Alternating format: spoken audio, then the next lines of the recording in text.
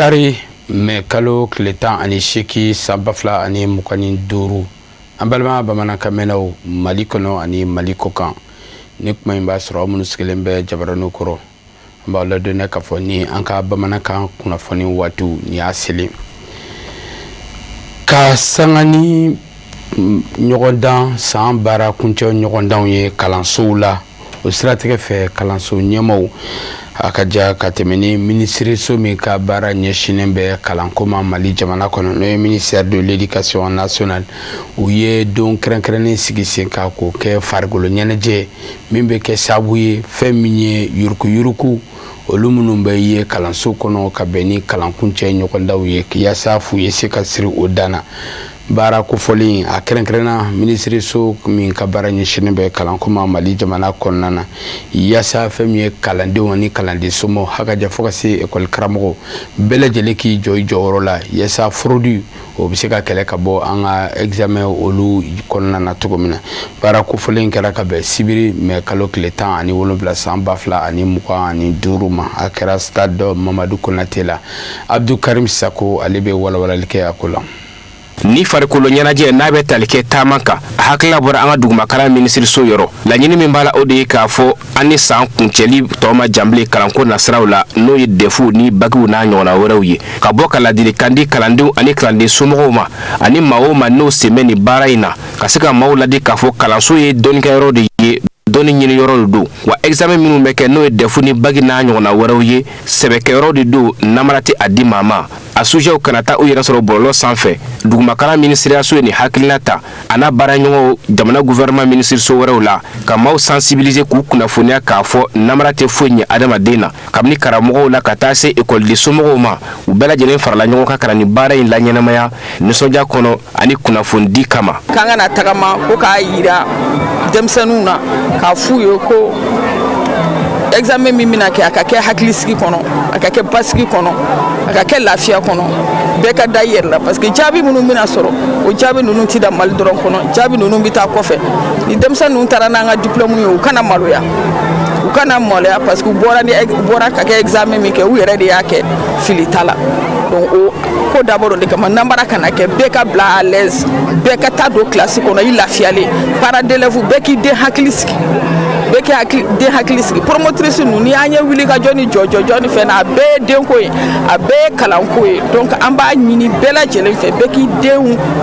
hakili sigi k'u sensibiliser ka kum'u fɛ k'a fɔ examen foyi tɛna bɔ a kɔnɔ u ma deli ka min ye u k'u lafiya k'a kɛ an ka jaabi jɔnjɔn sɔrɔ an ka bɔ 20% ni 10% in kɔnɔ ni examen bɛna kɛ an ka janto an yɛrɛ la min ye ko ka sujet fuite kɛ min ye ko fraude bɛ kɛ k'a yira an na ko maɲi an k'a fɔ jama bɛɛ ɲɛna min maɲi an k'a fɔ pour que a kana kɛ fɛn min ye sanfɛ kalan minisiriyaso ye o ɲɛmaa yɛrɛ tun bɛ kɛnɛ kan a yɛrɛ y'i ka nisɔndiya yira k'a fɔ a b'a a baaraɲɔgɔn fo n'o ye dugumakalan minisiriso ye o min ye nin hakilina in ta defuw mana ban ka bagiw ban kalandenw bɛ taa u yɛrɛ sɔrɔ sanfɛ kalansow de la o ye ale ka yɔrɔ ye nin min kɛ sababu ye ka kalandenw labɛn ka kɔn sanfɛ kalanso baaraw ɲɛ o ni dɔnniya ka se yen nɔ min ni n'u ye o y'o sɔrɔ o wɔsi ji la. donc marche in ye sensibilisation de bɛɛ ka bɔ a kalama donc bɛɛ ka engagé pour que an ka jamana a ka se ka mɔgɔ former compétence bɛ minnu na parce que a bɛ daminɛ examen ninnu de la candidat ninnu dɔw ka taa bac la par exemple n'u passera u bɛ taa sanfɛ kalanso de la donc an bɛ k'u kɔnɔ san fila in na an nisɔndiyalen don parce que an bɛ ekɔliden minnu sɔrɔ sanfɛla la an y'a ye k'a fɔ ko niveau b'u la parce que u passera n'u ka moyens ye mɔgɔ ma repêché. Ni baara min labɛnnen filɛ nin ye dugumakalan minisiriso fɛ babu min taara u fɛ o de ye k'a fɔ ko ne yɛrɛ ye ɲinɛ dɛfukɛla ye walikelen bagikɛla wa ma jɛ ni namara ye fiyewu. Ala ka kalankuncɛ baaraw Ala ka bɛɛ lajɛlen kɛ hɛrɛ la hali bi kunnafoni nasira wɛrɛw fɛ Fédération nationale des producteurs de sésame ale ye kulu kɛrɛnkɛrɛnnen min sigilen bɛ Mali jamana kɔnɔ yaasa bɛnɛ o sɛnɛli bɛ se ka yakubaya an ka jamana kɔnɔna na ka bɛn ni baarakɛlaw olu ka laɲini an'u ka hakilila tigɛw ye Mali kɔnɔna na o hukumu kɔnɔna na u ye don kɛrɛnkɛrɛnnen sigi min dakun tun bɛ tali kɛ ko contractualisation n'o bɛ kɛ sababu ye ka sɔrɔ ani yiriwa o bɛ se ka sabati cogo min na ka ɲɛsin nin baara kofɔlenw kɛbaaw ma Mali jamana kɔnɔna na. A baaraw bɛɛ lajɛlen tun bɛ ministeriso min ka baara ɲɛsinnen bɛ sɛnɛko ma Mali jamana kɔnɔ n'o ye ministère de l'agriculture. Samayira Sanogo Sherifila Jakaso tɔgɔ la ale bɛ ɲɛfɔli kɛ a ko la.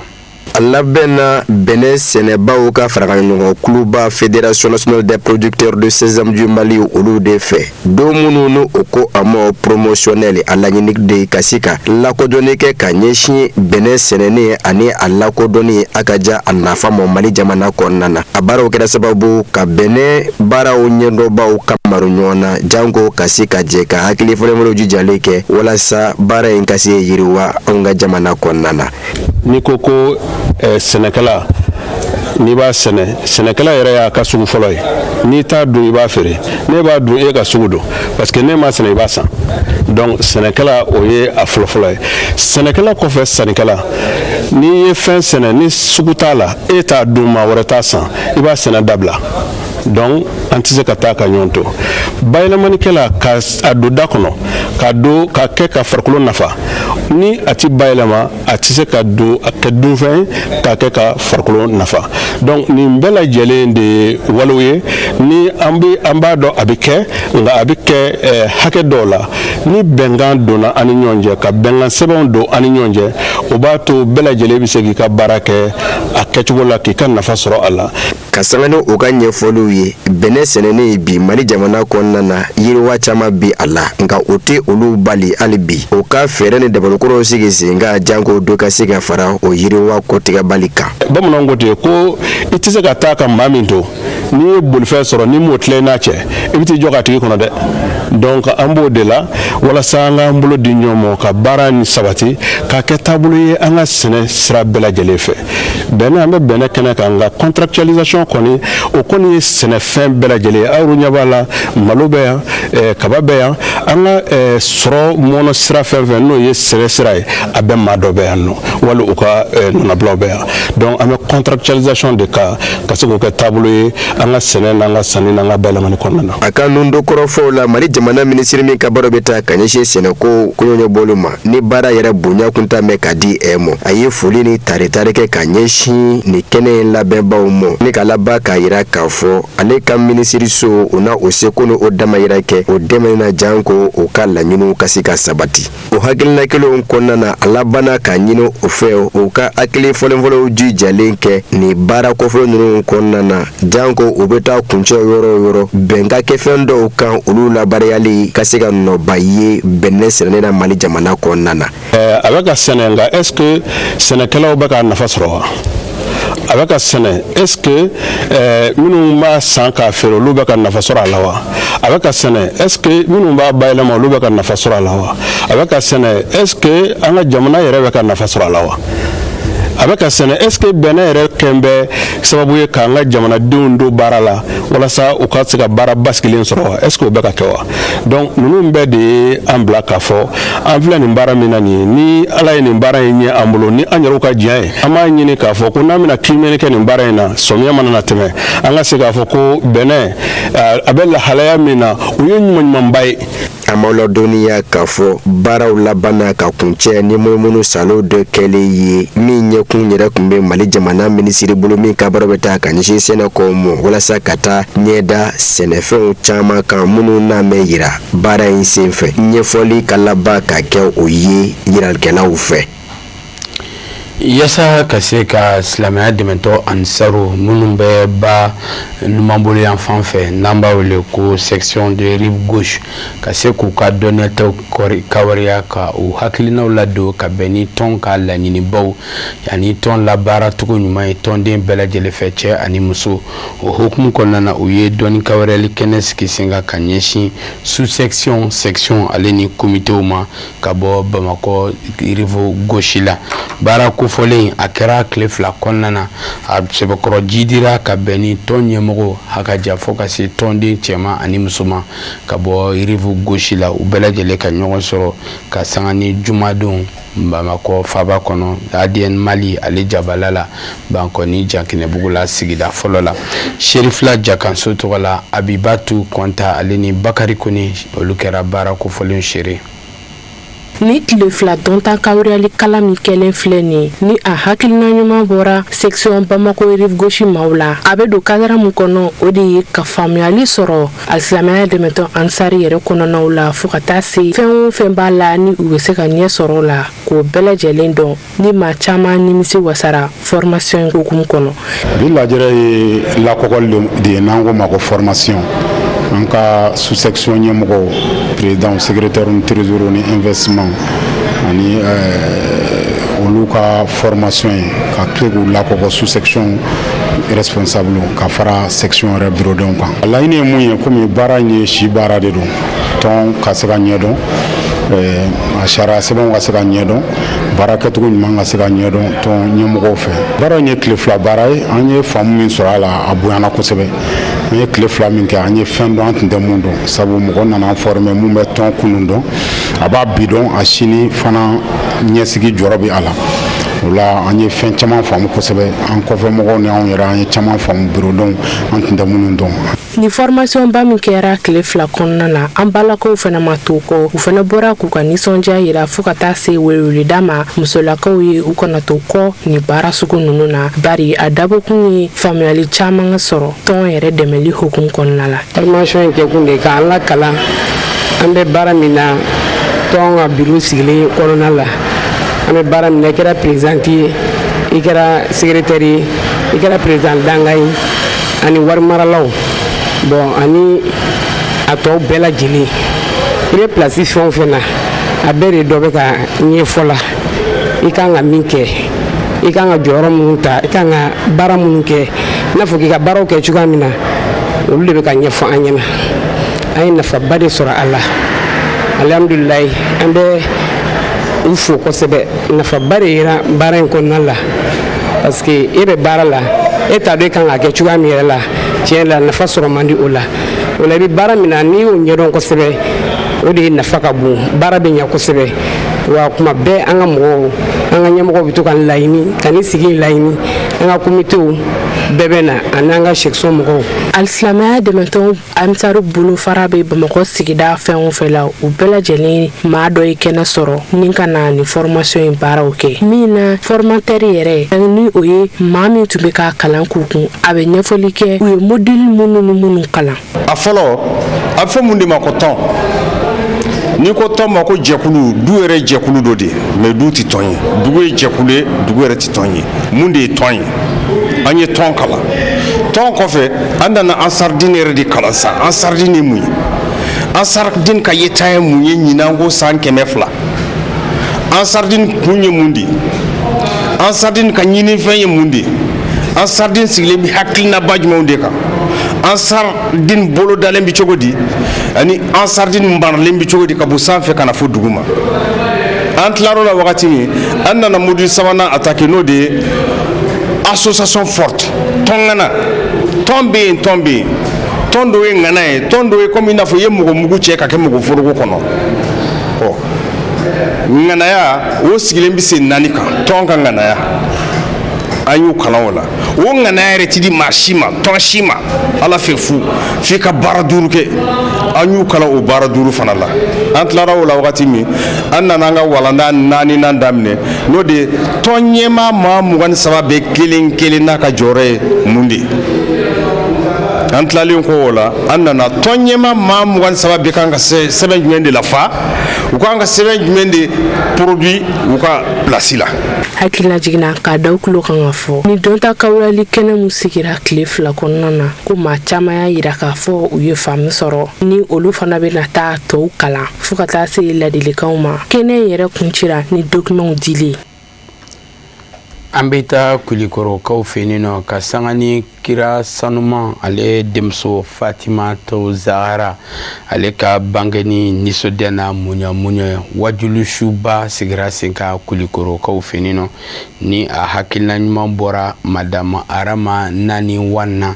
n'ale bɛ Kulikɔrɔ section Ansardine kɔnɔna na wajulu suba in a ɲɛnɛmayara an balimakɛ Adamu Nuhum Jawara fɛ ka bɛn ni sibiri mɛ kalo tile 17 sanba 2025 maaba caman ye ɲɔgɔn sɔrɔ Kulikoro Suban plateau kaw fɛ yen nɔ. An ka ciden minnu tun bɛ wajulu suba in kɛnɛ kan o ye Kadija Tarawele ale ni Bakari Kone. Ni Muhammadul Mustafa Chili kela danfɛn bɛɛ lajɛlen ni ma hɛrɛ a somaw kan nin bɛ fardaya alisilame bɛɛ lajɛlen kan o hukum de kɔnɔ wajulikɛnɛ belebele min ɲɛnamaya la Kulikoro quartier Suban plateau la n'a bɛ don aljinɛ musow ka filɛru Seyida Fatima Zara alayhi salam ale ka bangeni nisɔndiya hukum kɔnɔna na n'a kɛnɛ sigila Madame Harama Naniwan fɛ ale min y'a farikolo an'a dusukun di Alahu Taala ka jinɛ baara la n'a y'o ta Asiri Sherif Husna Madan Haidara ale ka hɔrɔmuso nona no ye Madame Haidara Tanti Fatmata Traoré n'a bɛ Muhammadul Mustafa ale so dunge sanmaw olu kanunu bonyaw jira diɲɛna o ye waleya min tanin bɛ kosɛbɛ Kulikoro amsaru fɛ ka bɔ Madame Harama Naniwan yɔrɔ. An fa n'an karamɔgɔ Usmani Sherif Madani Haidara an b'ale fo ka tanu k'a barikada bari sabula ni y'an ye cɛsiri ni jijaw fɛn na nin dennin baara la ale de ye a sira don an kɔrɔ. An bɛ bɔ an b'an balimamuso fo n'o ye Naniwan Madame Harama vraiment a bɔra Bamako Sirifila ka na Kulikoro a donna an ka comité la n'o ye comité Suba ye depuis a nana a ye ɲɛda kura da an ka comité ma bari mɔgɔ i bɛ fɛn min dɔn i bɛ se o baara kɛ cogo de la a nana a ye faamuya d'a ma ka bonya kɛ an kan ala fana kɛnɛ min kan n'o ye Fatumata Zahra ka anniversaire kɛnɛ ye a ŋaniya ɲuman bɔra ale de yɔrɔ ka na ko an ka kɛ bon an ka kɛ a yɛrɛ y'a fanba kɛ a ye ko caman kɛ ni o tɛ ale ɲinan sunkalo la a ye bonyaba kɛ fantanw ye vraiment an bɛ Naniwani fo k'a tanu k'a barikada bari a ye sira min bɔ nin ye ka silamɛw dɛmɛ u k'u ka diinɛ ɲɛdɔn silamɛya ye hinɛ ye ale y'a waleya a sɛbɛnnen bɛ mais ale kɔni y'a waleya anw ye vraiment an b'a fo k'a tanu k'a barikada ni o ye. Nin wajulukɛnɛ belebele in de kɔfɛ ni muso ba in ani ni muso cɛsirilen ba in a y'a ka nisɔndiyaw da kɛnɛ kan ka sanga ni jamakulu sanuma min bɔla iko dakɔnɔ ɲini ni ka taa a ka kɛnɛ bonya a bolo kɛrɛnkɛrɛnya la Kulikoro Jamiatul Amsarudin tɔndenw. Ne y'a ye an ka muso ba in de la o de la quoi Tani Fatumata Madame Haidara de y'an su ka kɛ nin baara sanuma ninnu kan an b'a fo k'a wale ɲuman dɔn nin ye ne siɲɛ fɔlɔ ye nka n bɛ Ala deli nin kana kɛ siɲɛ laban ye n bɛ Ala fo k'a Ala barikada diɲɛlatigɛ fɛn bɛɛ da fɔlɔ i bɛ fɛ gɛlɛya ni sɔrɔ a la nka ne ma gɛlɛyaba sɔrɔ n taara ne bɛ kɛrɛnkɛrɛnya na Amsari Kulikoro mɔgɔw bɛɛ fɔ section ni sous section ani comité k'u bɛɛ lajɛlen fo u bɔra cɛ ni muso ka na ne soutenir u ye ne yɛrɛ pousser ka bila kɔfɛ u yɛrɛ y'a k'u ta ye ka ne dɛmɛ cogo bɛɛ la a organisation ko a fɛn bɛɛ foyi k'a bɛɛ organiser k'a ɲɛ k'a kɛnɛ labɛn ne ka foli b'u ye u ni hɔrɔnya dantura ne tɛ Kulikorokaw sara sɔrɔ ni ne wulila su u bɛ wuli su ni ne wulila tile u bɛ wuli tile ni ne fɛn f'u ɲɛna u b'a fɔ k'olu de kungo don ko ne ka n sen bɔ a la u ni ce u ni baraji. A k'a dɔn k'a fɔ ko nin wajulukɛnɛ belebele in nun donna ni suratul Fatiha ale kana nin ye an bɛ a da aw tulo kan k'a fɔ ko Madame Harama Naniwan nin ye ale ka Fatumata Zahra anniversaire édition fɔlɔ ye an b'a deli Alahu Taala fɛ Ala kana nin kɛ a laban ye. Amina yarabi Kadija Tarawele ala ka édition filanan ala ko jira an bɛɛ lajɛlen kɛnɛmana o b'an sɛnsɛn ka taa farafina ani diɲɛ fan wɛrɛ kibaruyaw la minnu bɛ lase aw ma karamɔgɔ Musa Fɔnba fɛ.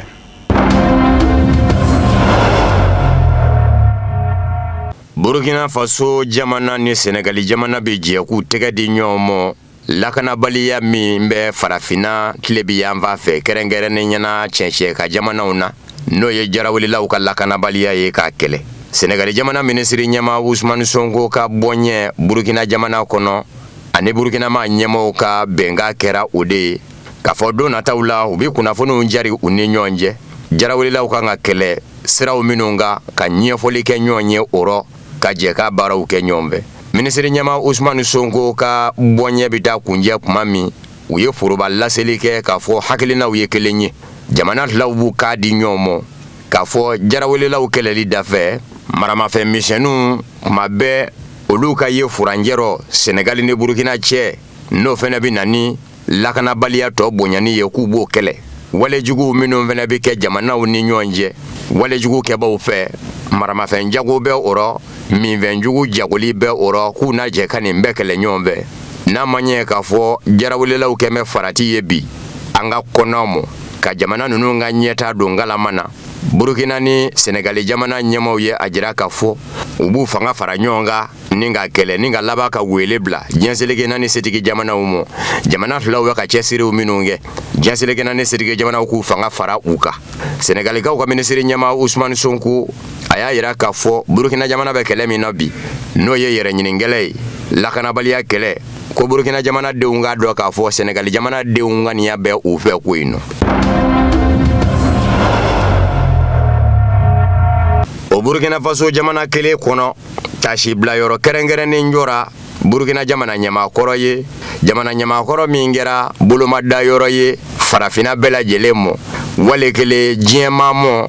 e maoma ni ka lanyini de ye jonya juru ka tige ka bo isela capitaine Thomas Sankara mi vara sa 1987 octobre ka lotle tani duru me ka lotle tani wolonvla sibirin yoro min yora ka keta shibla yoro ye ka nyeshi amo okurubu ngarila farafina la pasaba chama ngume keneka resila kuna foni disra sputneke kuna foni dilaw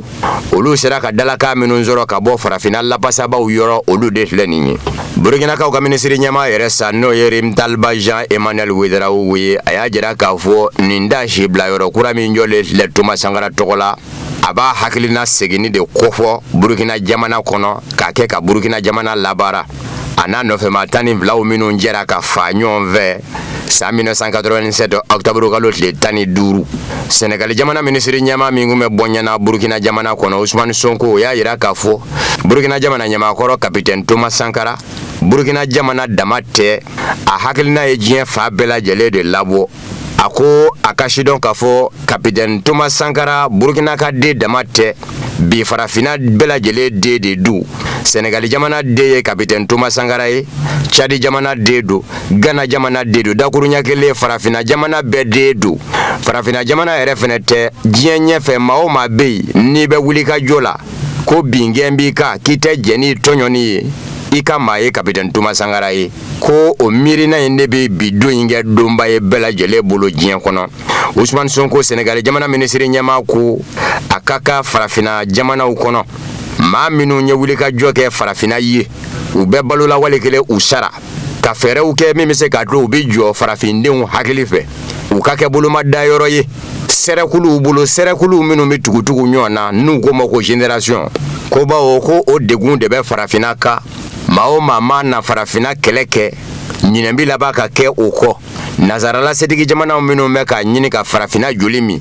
olubi laba ka no jo ka fo farafina buluma da yoro te ula dofo nasra fe ni do ko moko tariku ko mene be se ka ke omo ka farafinde unye ina fo hakilitigiu ka sabo ke faransi jamana nyama do bi dele ko fo ka teme no ye Nicolas Sarkozy wa ya fo Senegal jamana kele nyere de kono ko kumana anga mabaw minu nye wili ka joke anye nandura ko lu barubo serekulu ye minu minyon vali akachala minu meka miri ka fo farafina jamana buluma dayoro te ula dofola chefarinde ubulo minye lalige olutikila mo ka puma bise ka ngalundigiya shinimo anjieta baufe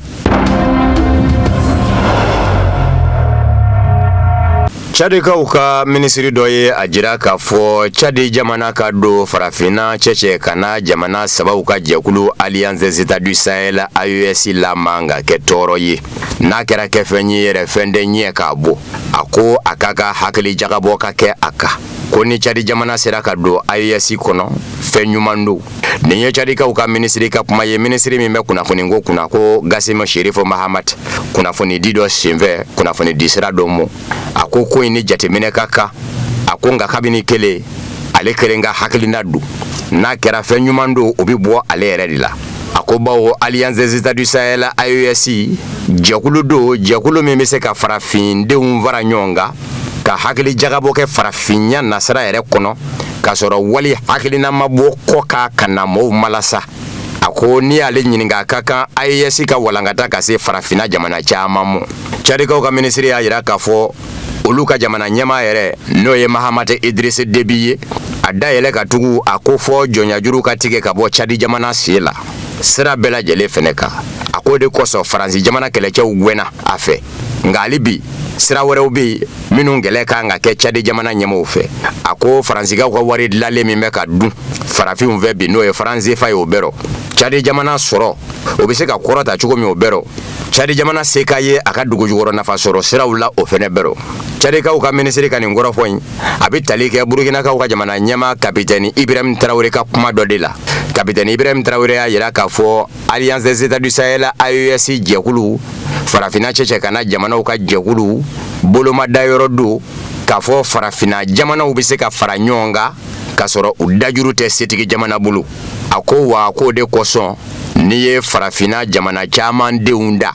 ni AES ko kuma fɔra bɛɛ b'a mangutu hali n'a jamana ɲɛmaa tɛ se ka mangutu b'a sɔrɔ jamana denw b'a mangutu Libi duguba caman na nisɔngoya taama dɔw bolodara su kɔnɔ Libi kunnafonidi sira caman ka fɔ la faaba yɛrɛ la Tripoli sa lakana tigilamaw ye mugu dayɛlɛ ka ɲɛsin nisɔngoya taamanaw ma maa caman joginna yanni dugu ka tila fangabolo min bɛ yen n'u k'a ma ko Haut Conseil d'État n'a b'i n'a fɔ Wasabulon Jate o y'a ɲini jamana ɲɛmaa fɛ n'o ye Abdel Hamid Beba ye yanni tile 2 ka dafa a ka wala sɛmɛn ka bɔ jamana ɲɛmaaya la kabini ntɛnɛn nɛmɛnen Libi jamana kalaya an bɛ ka sabu kɛ ntɛnɛn don de Libi faaba la Tripoli lakana jɛkulu min bɛ yen n'o ɲɛsin bɛ Libi jamana basigili ma o ɲɛmaa fara Libi jamana tilan bɛ fangaw ni ɲɔgɔn cɛ jamana ɲɛmaayaso kɛn bɛ i n'a fɔ fila jate jamana lakana tigilamaw fɛnɛ tilan bɛ o tilacogo rɔ yɔrɔ dɔw la marabolo bɛɛ n'a ka lakanabaa don minnu tɛ ɲɔgɔn kan fɔ ntɛnɛn olu de karila ɲɔgɔn na lakanajɛkulu min b'i yɛrɛ wele ko jamana basigi lakanajɛkulu o ɲɛmaa de fara ntɛnɛn o kɛlen sa minisiri ɲɛmaa n'o ye Abdel Hamid Beba ye ni a bɛ i n'a fɔ jamana ɲɛmaa ka sabu kɛ kabini Muammar Gaddafi binna ni Libi jamana tilan bɛ fanga fila ni ɲɔgɔn cɛ Tobruk fanga ni faaba Tripoli fanga o b'a fɛ ka na ni anglɛmayɔrɔ fanga siya de ye Libi jamana kɔnɔ minisiri ɲɛmaa fanga ka jamana ɲɛmaaya jɔyɔrɔ datugu o minisiri ɲɛmaa Abdel Hamid Beba kɛlen k'a ye k'a fɔ lakanajɛkulu ɲɛmaa fara ale ko a ka kan fa bɛɛ lajɛlen ka labɔ lakana tigilamaw la ka faaba lakana n'o ye Tripoli ye maramafɛntigiw minnu fɛnɛ n'u ka marifaw bɛ ɲɔgɔn na sa ni olu ni fandɔmaw tɛ kan kelen na n'olu ni Abdel Hamid Beba minisiri ɲɛmaa tɛ kan kelen na olu ko k'o tɛna kɛ yan muguci de daminɛna sa Libi faaba la Tripoli fo kana se bi ma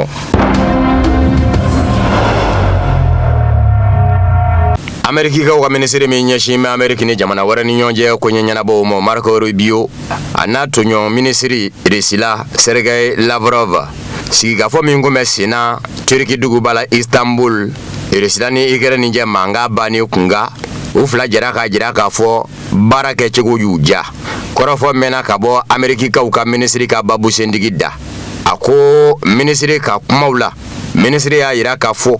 sigikafɔ kɛcogo ɲɛna Rusila ni Ukraine cɛ Turki duguba la Istanbul ni Recep Tayyip Erdogan na Turki jamana ɲɛmaa ka surunani don ye mais kalo tile 16 tɛmɛnen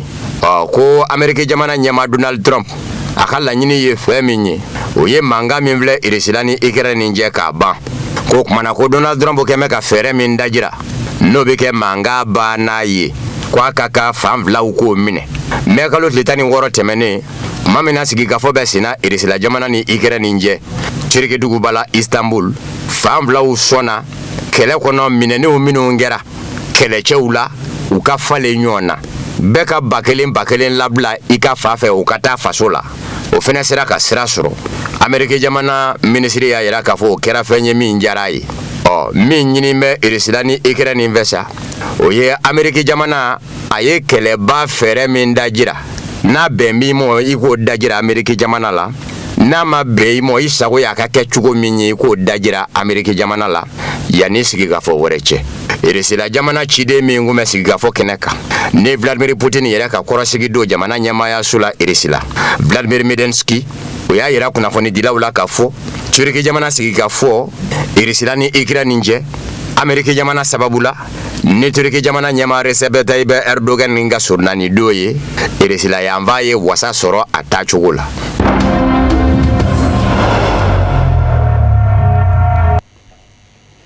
O fana bɛ dansiri kɛ bi bamanankan kunnafoni sɔrɔlen na